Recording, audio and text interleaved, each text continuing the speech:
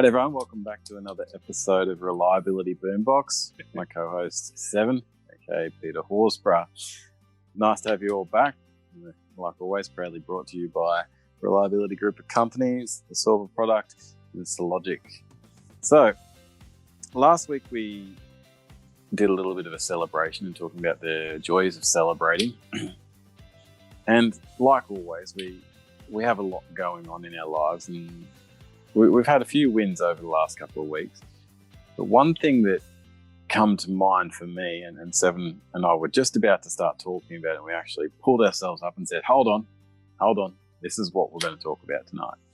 So last week, we had a good chat with our friends at Solver HQ, and we talked about understanding and the importance of actually understanding the product and how it works. We've had a couple of meetings with some big clients the last few weeks, and just how important it is that they actually understand what it does. So hit me with where you're going with that. How it works. Okay. How it works, yes. Yeah, what it does. How it works. Yeah. Okay. So I'm going to tell you a story about when I first learnt about machine learning and the benefits to me as a reliability engineer. Okay, and the way that I'm going to do this is I'm going to talk through an example, and I'm going to draw some pictures. I love drawing pictures, and Dane knows, don't get me near a whiteboard, okay? and my lightsabers. But anyway, okay. So let me start with explaining something, and you're going to relate to this, Dane, because it's an electric motor. Okay, so where I learnt about machine learning and its benefits is that came from an electric motor. Now, this is my simplified view of an electric motor, where the power usually comes in three phases in an industrial sense, right? Okay, so we've got the electricity coming in here, and coming out of the end of the electric motor is we have mechanical energy, which is me.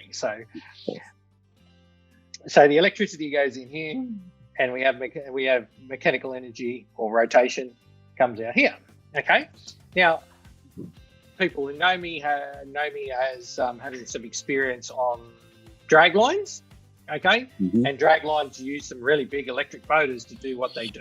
Okay, Yep. So now the interesting thing is the benefit or the why do you use machine learning in the first place? And it's all about lead time.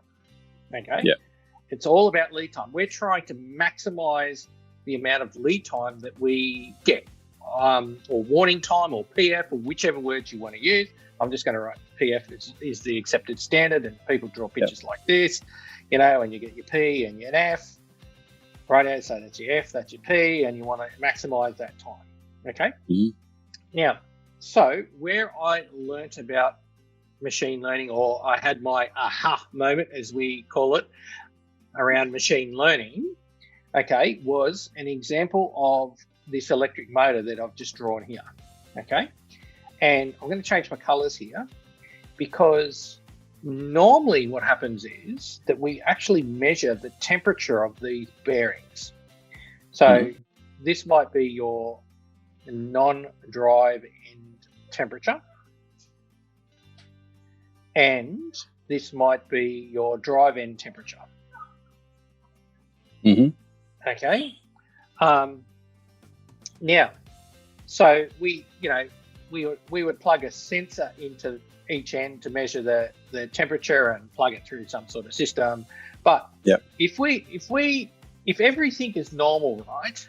If everything is normal, okay, and if I drew a plot of those temperatures on a simple bar chart, and here being in Australia where the temperatures get hot during the day and then cool down overnight and get hot again and cool down, okay, and if I took the non-drive end bearing temperature, and if this is time and this is temperature, right, we would expect to see a plot something like this.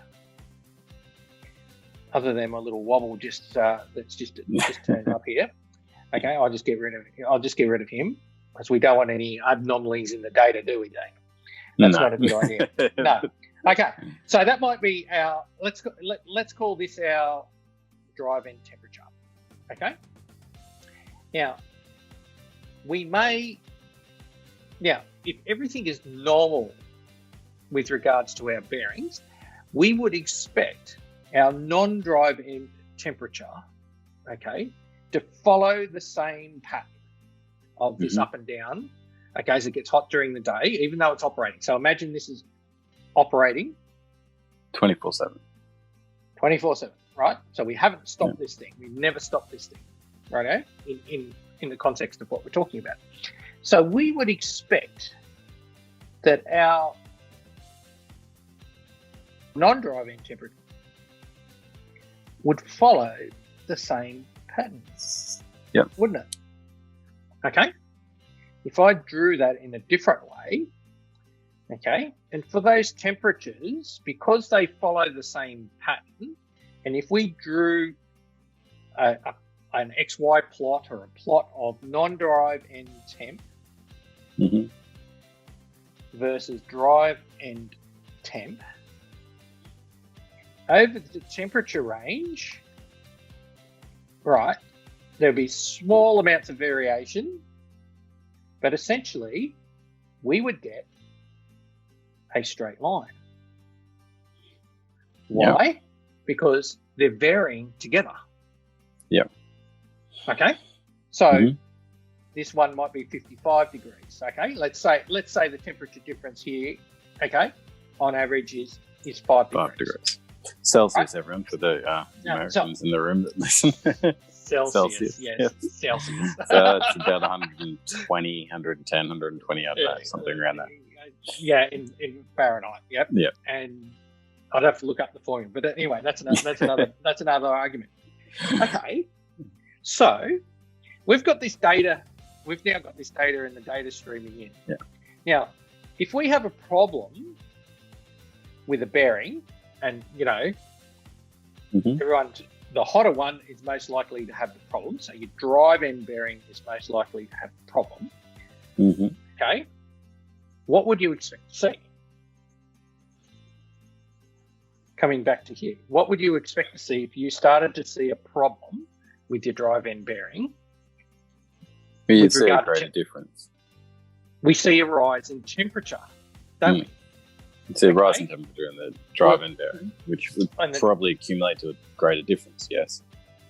Yes. Okay. Which would basically mean we would start to see, and I'm going to draw it on here. Sorry, get my pencil back. We would start to see the temperature. It would still follow, but it starts to deviate. The gap between the blue and the red starts to grow, and that will grow over time as, and I'll just redraw it here, as we go down the PF curve, right? This temperature will start to grow as the problem manifests itself. Yeah, it gets hotter, essentially. Hotter. Cool. Yep. Okay. Now, what we would see on this XY plot, I'll call this an XY plot. Okay. We would actually see a little spike out here because for this, sorry, I've got it around the right. But what we would see, okay, is that we'd see like a bubble start to grow out here because for this drive end temperature, right, we actually start to see a higher one. So from this straight line relationship, we start to see this grow. And then what we saw was a deviation to where we hit a limit. Like this might be a 90-degree limit. So we're here, all right, and this is where people typically alarm.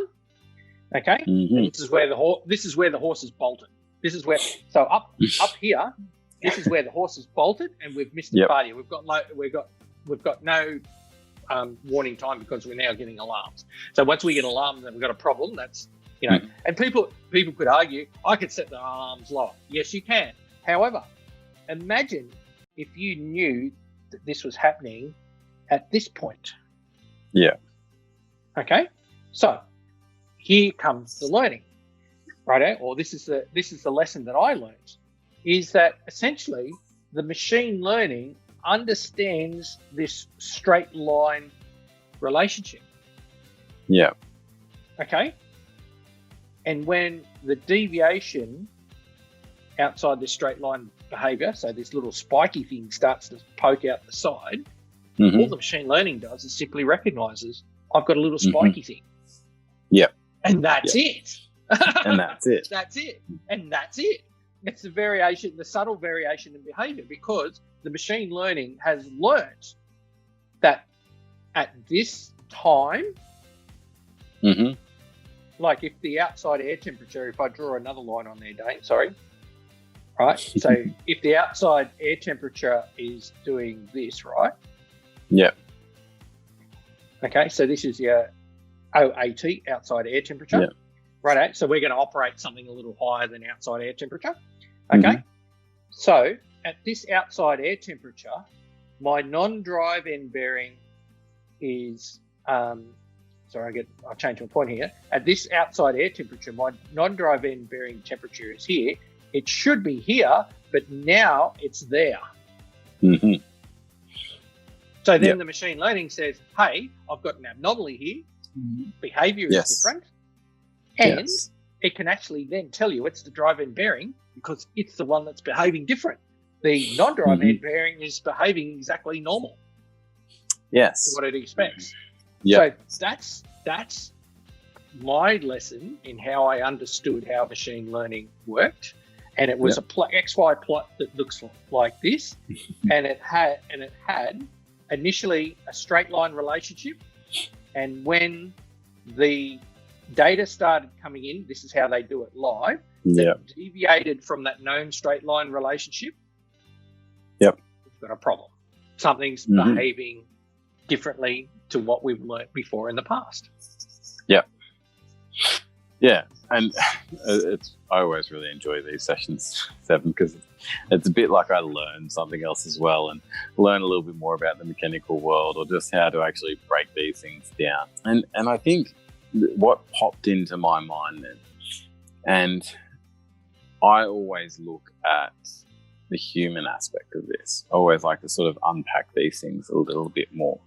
And I think it's great. I think that like anyone, and you could probably argue, okay, well, if I was a reliability engineer and I had one motor that was so damn important that I needed to do this, and my job was to actually sit there and watch that plot or look at it most of the time, and I had a computer that measured that alarm, I could probably set something up to alarm a little earlier and give me some sort of indication that I could go and then check it. And it's like, yeah, you could. But the question I sort of put back to then would be, as a reliability engineer, you and I have both sat in that seat, how much time do you actually have to do that? That's right. That's right. And what defines a critical motor compared to a non-critical motor? I'm sure I understand there is a scale, and some are certainly more critical than others, and some are bigger and not as important. Or some are bigger and more important than others that are smaller and not as important. Even so, when do we actually get the time to do that? And one of the things that came to my mind, and I want to really sort of share and bring in, and we've always sort of honed back at the way that these tools help.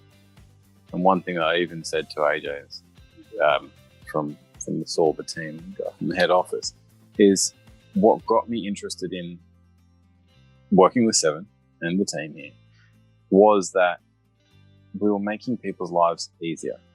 We're actually empowering people to do their jobs better. Yes. And that's the thing. So if we now unpack this for a second, and I'm just going to put my layman's terms on this. Like, we've got a motor. Yep. Say you've got 10 of them, for argument's sake.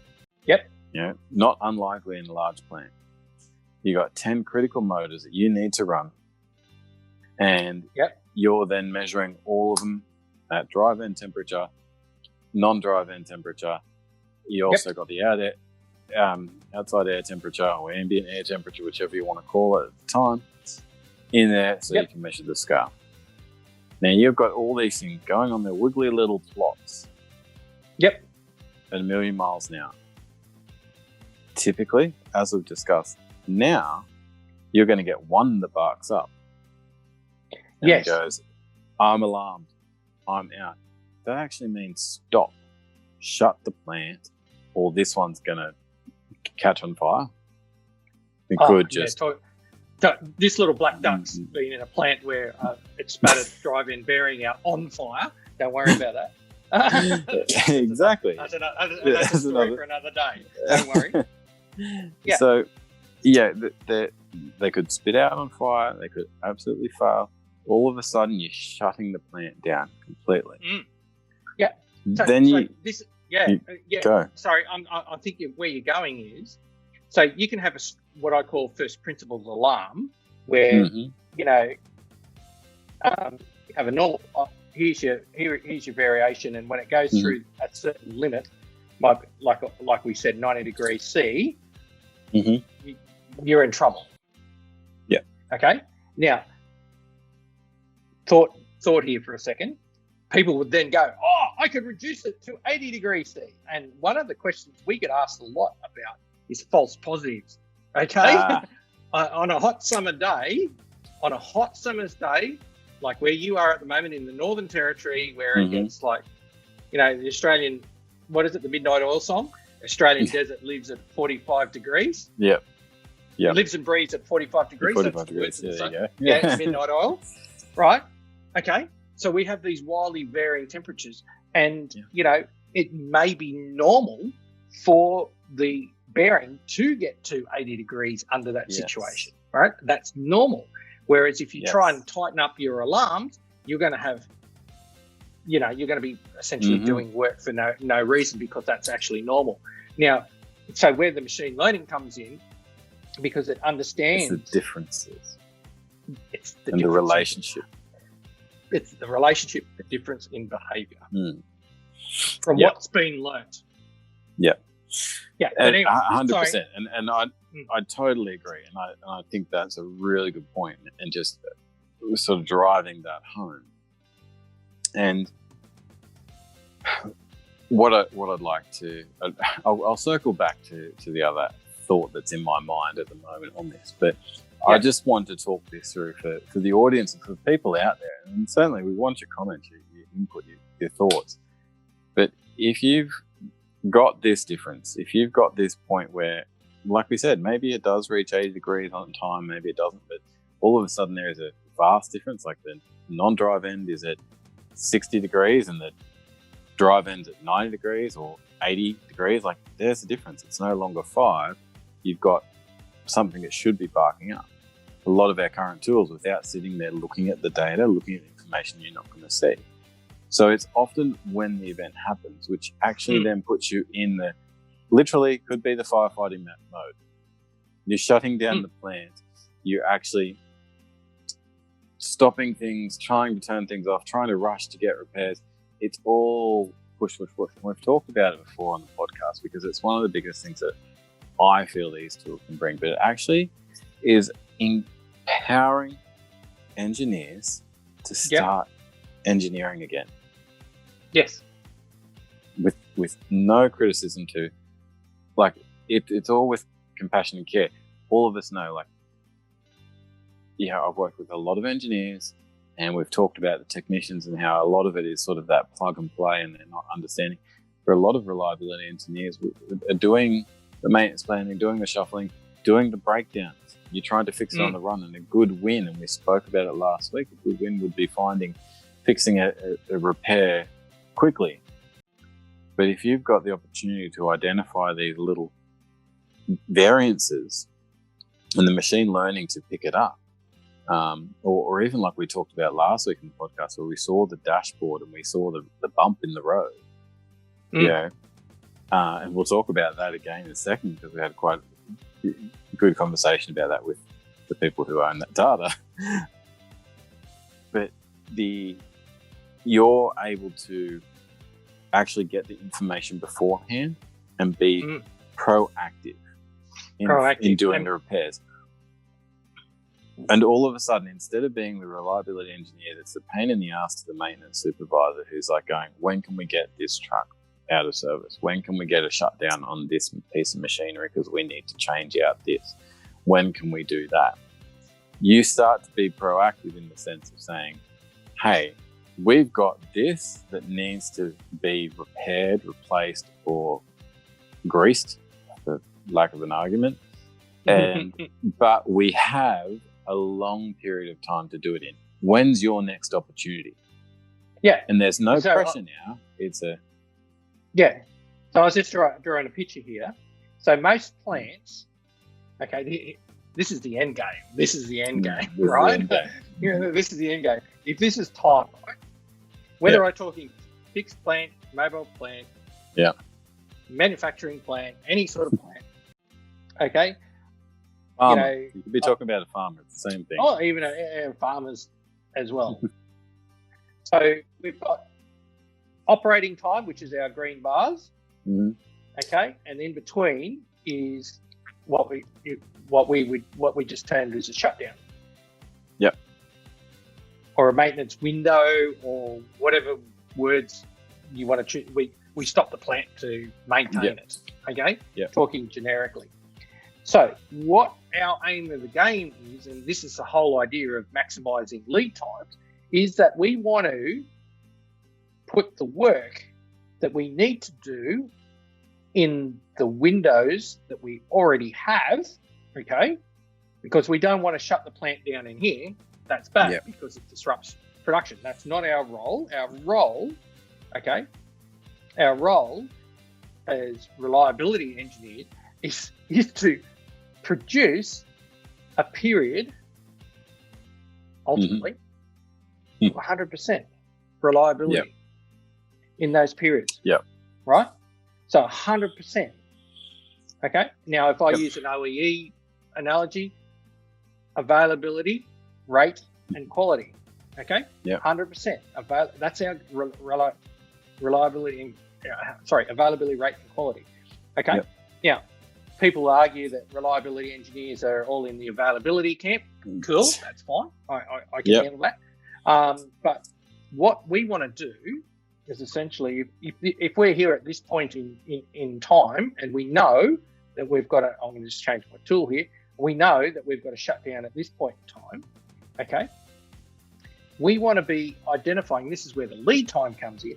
The more time that we've got that warns us, right, that we're going to have a failure, and I'm going to draw a better line here.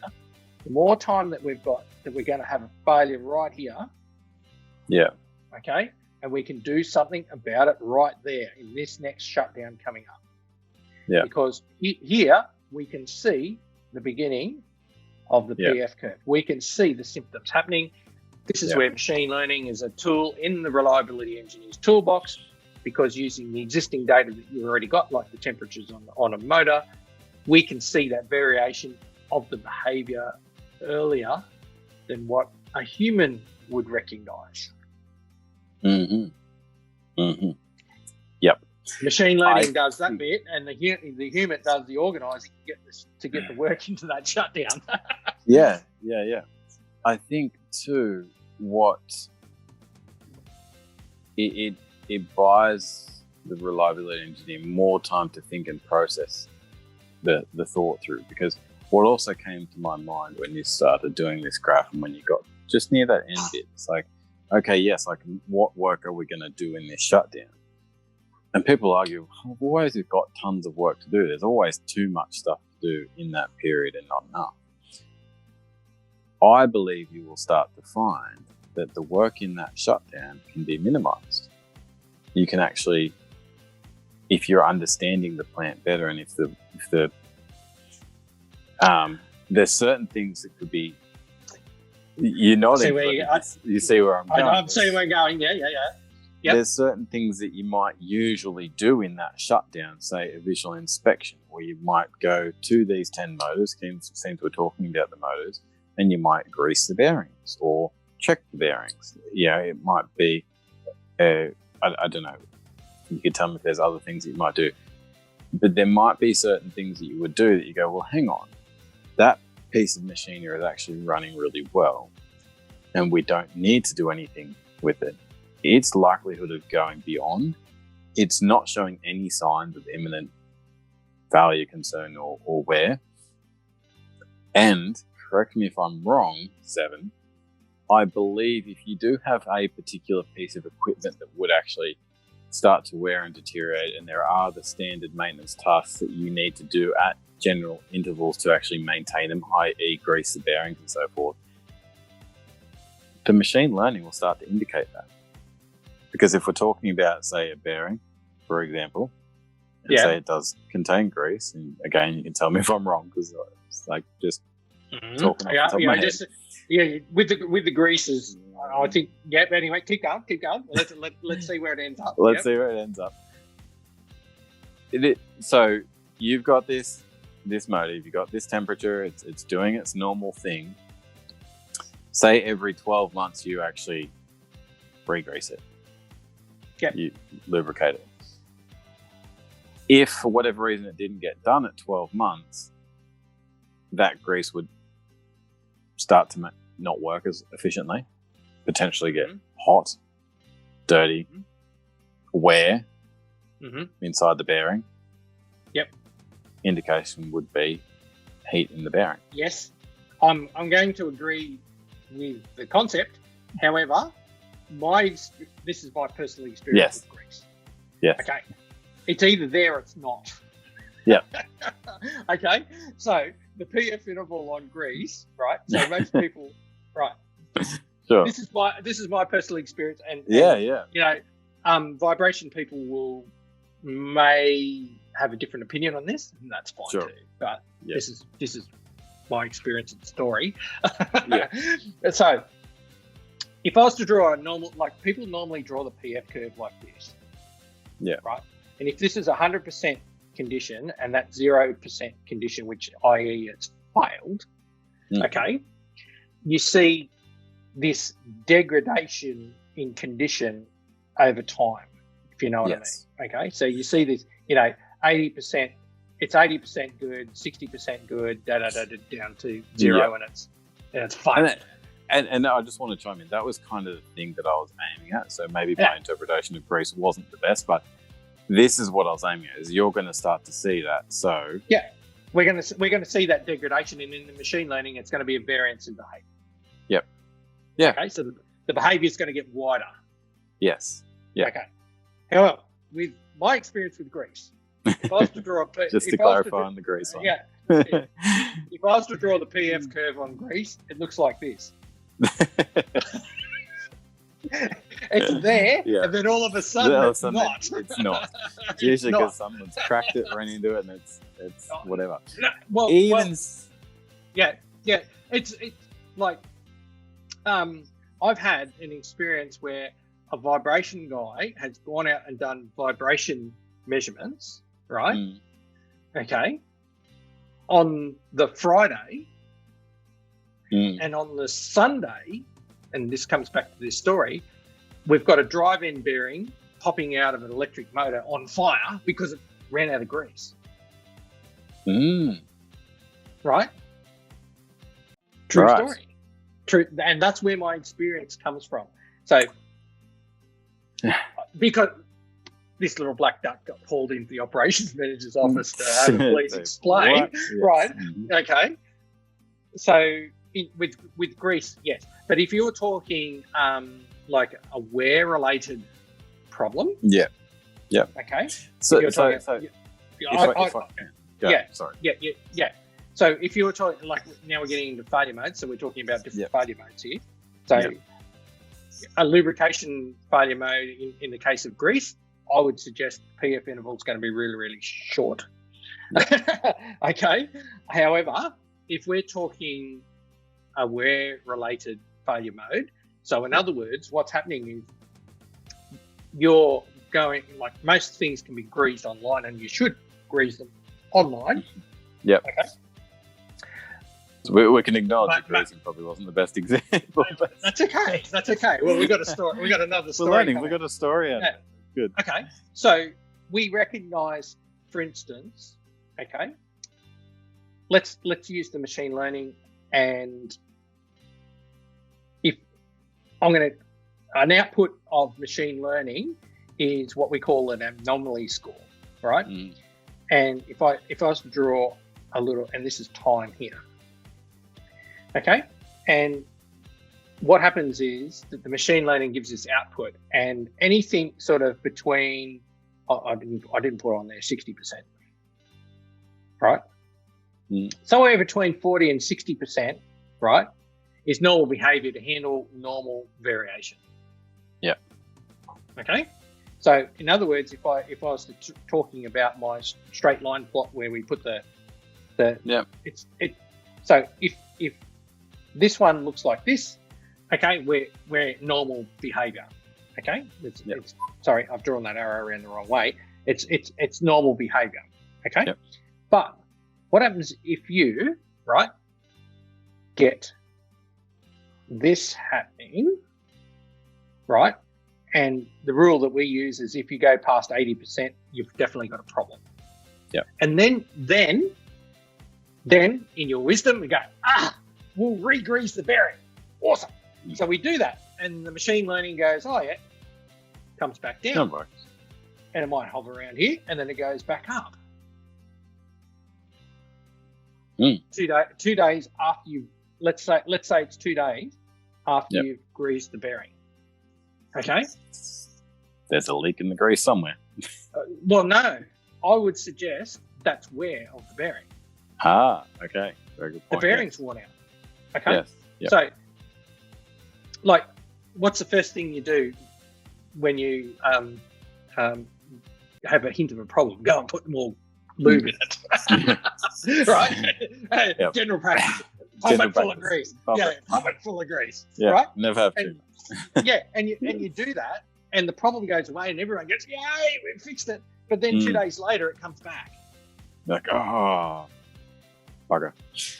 But it's not the lubrication that's the problem. Yeah.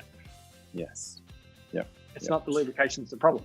And again, this is another thing that you like.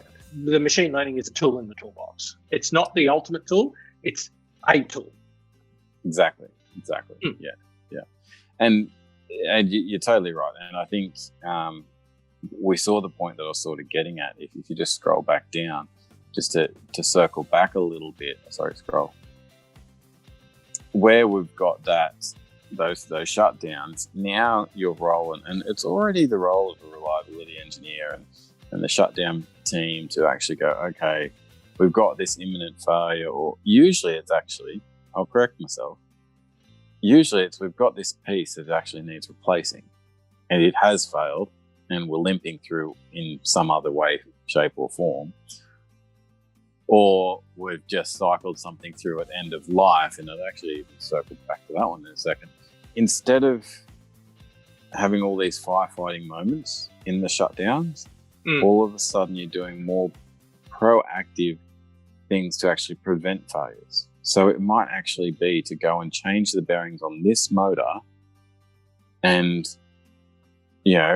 not worry about doing that replacement of something that might potentially fail because it's reached end of life and we don't really know, or pie in the sky and we're spending $1 million on changing it out anymore. That's just something else I've experienced, is where at a particular site we spent a lot of money to replace out a certain number of drives because they'd reached end of life and they decided to have some failures, which wasn't a silly idea, but when you risk manage half of it out, there's actually other ways around things like that. And there's other options, which brings me into another avenue I wanted to lead into. We've talked a lot about Saul the last couple of weeks, and this is really good. I think this has been a really good explanation. I hope people have actually understood a bit about it. But one thing that enable to, and like we said, these both solver and logic are tools in the toolboxes. RCA problem solving are tools in the toolboxes. Machine learning, data analysis are tools in the toolbox. The one piece that I love the most is that they tie together. Mm-hmm. And when you have a solid RCA framework and you're actually reviewing and establishing and understanding what failures you've had, even now, even say you get this motor that has a drive end bearing that's slightly increased, and you're like, hang on, okay, we've got 6 weeks of operation. The failure is not going to happen for 12 weeks. So we can do it after that 6 week of operation. We can change it, we can fix it, and we'll just keep monitoring it. We'll just set a reminder for a daily check to see how much it's varying and if solver alarm's going to bark up any more at us. In that time, in that 6 weeks, apart from your usual job of trying to plug it in and do everything else, you could do a simple 5 whys. And you could actually start to understand or start to conduct an RCA, not after an event, but before an event. You got me now. Now I know where you're going. Exactly. Yeah, where I'm going. Exactly. Yeah. So, I'm probably sitting here with one of these blank looks on my face. Now I know where you're coming from. We don't rehearse these things, do we? No, we don't. Not at all. Well, Seven gets on the phone call and goes, "What are we talking about today?" And I'm like, "Not sure yet." Yeah. Just hit record. We'll figure it out. This is like reliability uncut, isn't it? Exactly. But like, just to have that opportunity, because like we've all sort of sat there and done some spitballing about, okay, well, why is this bearing doing this? But we can actually go and have a look. You've actually go, okay, yes. I've got 6 weeks. Well, I've got actually 12 weeks before this thing goes bang, according to my machine learning. Current, like that's, predictability. It could go bang sooner. It might take longer. It's not 100% certain, but it's probable of over usually 80 to 90% probable. So you've then got that time to go, okay, well, let's go and have a quick look. Because if we understand what is causing that bearing to get hot, what is causing that difference in temperature, maybe it's a piece of mud, dirt, coal, dust, crap that's fallen on top of it and causing extra friction, causing heat. Blow that off. Yeah. Don't worry about it. Can I draw you a picture in the context of our little motor, right? So if I redraw our motor, where we've got the drive end bearing, non-drive end bearing, okay, and we've got our little XY plot where our data's normally like that, but now we notice that it's just it's going out to the side. This thing here, it's now going out to the side, and we're probably at this point here, which is probably bad at this point in time. But anyway, let's talk about this. So we know that the temperature's rising on this drive end bearing, and the machine learning is saying that it's the drive end bearing temperature, right, that's behaving abnormally, because that's what it does. And so it's recognizing that it's the drive end temperature. Mm-hmm. If I was to draw a picture, this is normal, and it's behaving normally, and this is behaving abnormally. I've got the red and green lean stuff over here. Okay, so we now know, right? We now know that is the physical parameter that's changing, right? Yep. So we're now seeing high drive end bearing temp. Yep. Okay, that's a symptom. Okay, that's a symptom. That's not a cause. That's a symptom. Mm-hmm. Right? We can then break that down, and this is where RCA comes in. Okay, into all the different ways, as you mentioned. Okay, so we could be a lack of lube, right? It could be, you said, contamination. Yep. As in, Clump of dust, dirt, coal, a whole heap of crap. Just crap. Yeah, you did. You've just covered the end of the motor in crap or something like that, like in product. It could be a change in alignment. Yep. It could be a change in alignment. It could be a simple change in load. Mm-hmm. So the thing is, this is where RCA comes in, because the whole idea is it's a structured way of asking why. Why is this occurring? You know, and so why are we seeing it? And you know, we teach this in our Logic courses. Hey, you know, why not use the visual way of actually going through and diagnosing the fault and eliminating, well, it's not a lack of lube because I've just put more lube in it and it's still changing behavior. So we can disprove is the word that we use in Logic. We can disprove that, right? Yeah. And we can just work our way through as the opportunity presents itself. Why? Because we've got lead time. Yes. We've got early warning. We now have the relief off our shoulders. We now have a little bit of time to actually start thinking critically, okay, or using some sort of structured problem solving process. Yeah. Actually structure our thinking, document our journey as we go along. Yep. And I think what is so good about both these tools, and I know it sounds like sometimes we're spruiking these tools a lot. It's just because we believe in them, right? And because we see they work. But even if you're not, even if you're Farmer Joe or you're a small earth moving plant and company and you're wanting to do these things, or you want to understand, you've got the opportunity to do the same things. And even if it's that you write the 5 whys out on a piece of paper and you go, here's my RCA book, and you put it in a folder and you stick them all in the folder, and every time you get a problem you dig it out and you put another one in, or you go, hang on, I'm going to review what ones I had. And this is where, if you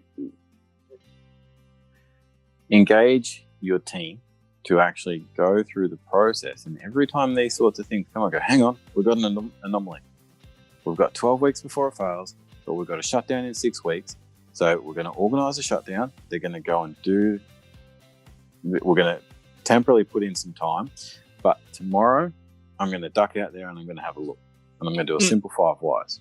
It might take me an hour, but I'm going to go out there and have a look.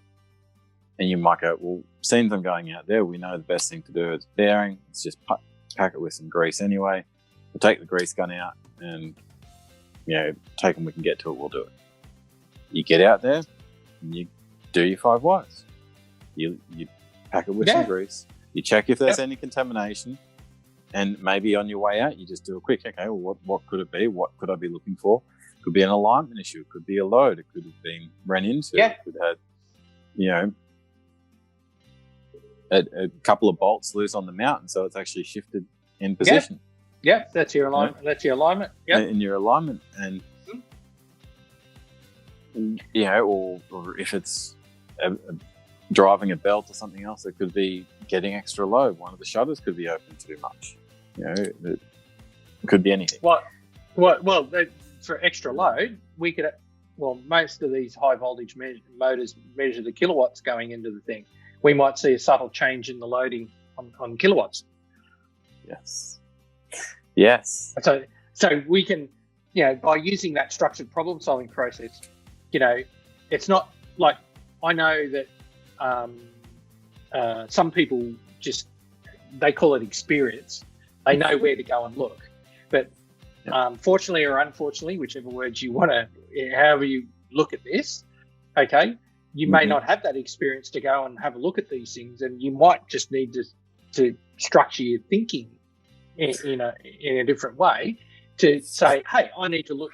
What can I look at now whilst I'm online? Right, I can throw some lube in it. I can check if it's clean. Okay, there's general tighten, lubricate, clean. There's general rules of thumb that are out there. I can check the load on it. I can have a look around to see if anything's loose, to see if the alignment's out. All that, we can document that and start the process, if you know what I mean. And for someone without, so coming back to the experience, non-experiencing, so someone without experience has the ability to get direction on what they should do next, what they should look at by just simply structuring their thinking. Yes. And what this does for someone in such a position, it actually helps them be better at what they're doing. In essence, like, and by a long shot. Like, we've seen a lot of people, and coming from the floor, and we've joked about it before. You see graduate engineers that come out and they've got all the ideas and all the smarts, not very much practical skills at times. Understand, and that's going to happen if you start to follow a method, a framework, and a process. And even part of that process could be calling up the technicians that usually work on this motor and go, hey, we seem to be having this situation. Do you have any ideas what it might be? I'm going to go out there and have a look. Want to come and have a look with me? Sure, no worries. Like, it could be a way of including everyone and actually getting the team on side and showing them that you actually care, that you understand. You're actually coming to them saying, well, there's a potential failure coming up on this, but I want to try and get to it before we can, but I also want to understand why. All of a sudden, as the young reliability engineer, or even as a more mature reliability engineer, you're getting the buy-in from your workmates to actually say, he cares about us. He's not just trying to feed us work. He's not just trying to give us all the stuff, jobs, and make our lives harder because we've already got too many things to do. He's trying to understand to make it better moving forward. Yeah. And I feel that by documenting it, like I said, even if you're a small plant, you're documenting it in a folder, but you've got this, okay, we had this failure and we're going this particular failure, we did this RCA, we had this data on it, we know this, so we've learnt that lesson. You put it in the folder, and you do get someone new, you go, hey, here's some of the big lessons we've learned in the last 6 months. Read up on them. Check them out. Yep. Yes. Yeah. Oh, who's been in this situation? Oh, this has happened before. Yeah. Oh. Yes, I remember. What happened there? I remember. Hang on. Oh. Well, what did we do with that? What did we? Yeah. We'll go Australia. He'll remember. Yeah. We'll go He'll Australia. remember. Yeah. So all of a sudden, you got the chance to actually go, hang on, but we did a 5 wires on that. Oh, right. We've got to We've got to document it. We've got it documented. Or we've got the knowledge captured in a form that's easily understood. Yeah. And then you can actually move forward and start to look at other things. And I think this is one of the big things. And without going on too much, because we get a bit excited and keep talking. But I think when we start to pay attention to these things, we start to see the anomalies, we start to do the 5 wires, and then we can go, okay, well, hang on. And it's just because we're still talking this motor, and like you said, okay, this motor was getting hot on the drive end bearing. Yeah. We lubed it up, it was still getting a little bit hot. We cleaned it off, a little contamination, but not a lot, but we cleaned it off. The alignment, well, there was a little bolt loose, but we straightened it up, but again, it was still getting hot. Hang on. Oh, the kilowatts have increased. Its standard current draw has increased. Its amperage has increased. Oh, there's something else that's going on. So maybe we have increased the load. What has changed? Have the other ones increased as well? Mm-hmm. And you can start to look at the entire plant and start to think outside of the box of why. What else is happening to cause this increase in load? Because it may be that another motor operating in the same line, because we'll talk about 10 motors before, has also got an increase in load, but its bearing had just been well lubed up and hadn't actually gotten any hotter at this stage and hadn't had an issue.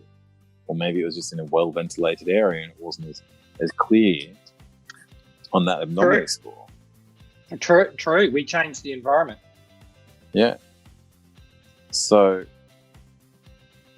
it's a real opportunity to learn and then apply these learnings in other areas that may suit.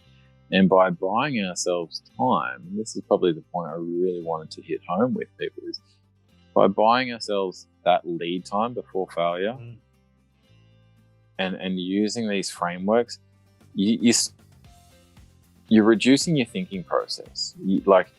There are some great people that have said you've only got so many decisions that you need to make in a day, and you can make in a day. This is why Steve Jobs wore the same clothes every day. He didn't have to make that extra decision. I didn't know decision. But I didn't know that. That's interesting. Yeah. You look at a couple really well-off businessmen, they actually wear the same clothes because it's one decision they don't have to make. And but like, if you don't have to have a thought process of going, okay, what things do I have to check? What framework? If you've got a framework there, you go, okay, bang, bang, bang, I'm checking this. It's one less decision. And with that added lead time, because as we discussed before, you've got 12 weeks before it fails, but you've got 6 weeks before you actually have space to do anything about it, apart from maybe some things that you can do whilst it's running, whilst it's hot, as we may call it. You've got that lead time to assess, to review, and to apply it to other things. So you can make greater improvements on the entire plant in that shutdown period. You got more space to think. You're not under pressure, because pressure goes up, your emotions drive up, and generally, for a lot of people, not everyone, rational thinking and analytical thinking goes down. Logical. Rational thinking. Sorry, that's a better word. I like that. Yes. Yes. Awesome. Yes. So. Awesome. That's a big. That's huge. I think we've had a big night, Dane. I think we have. So, I really hope that everyone got a bit out of that. I hope you're starting to enjoy the scribbles and the random back and forths that Seven and I, and the circles that we go around in. But I hope you sort of get that point that utilizing such tools, and like we said, we don't care how you do it. All right, we see what some really good tools are, and the tools that we talk about aren't the only tools. We know there are more out there. We're more here about educating on the process and the benefits of such a process. So we really hope that you've seen how these can tie in, and sort of understanding maybe just a little bit more about how machine learning works in a sense, and how tying that back into the overall plant can work, or into your plant, into your equipment, into your anything, because it's not just plants. But also then how tying in the RCA and the problem-solving frameworks and process, and just thinking about those fireflies can really benefit you, your team, your organization, and just make life easier. Allow you to have a little bit more fun at work and excite and do things differently, to think outside the box, to not be the pain in the ass to the maintenance managers or supervisors, or to your boss saying, oh, mate, we've got to stop using that excavator because it's going to fail, or I need to do a grease. It's like, it's too busy. It's like, oh well, like you're going to be putting the foot forward. Yep. So thank you, everyone. Thank you, Seven. Thank you. I don't know if you've got anything else to say on that. I think it. No. We're done, right? I need to go to bed. Awesome. Well, thank you, everyone. As always, wherever you get this from, like us, subscribe, give us a review, give us some feedback, follow up with us, check us out, and ask any questions. Always happy to hear. So thanks again, Seven, and we'll catch you next time. All right. Cheers, everyone.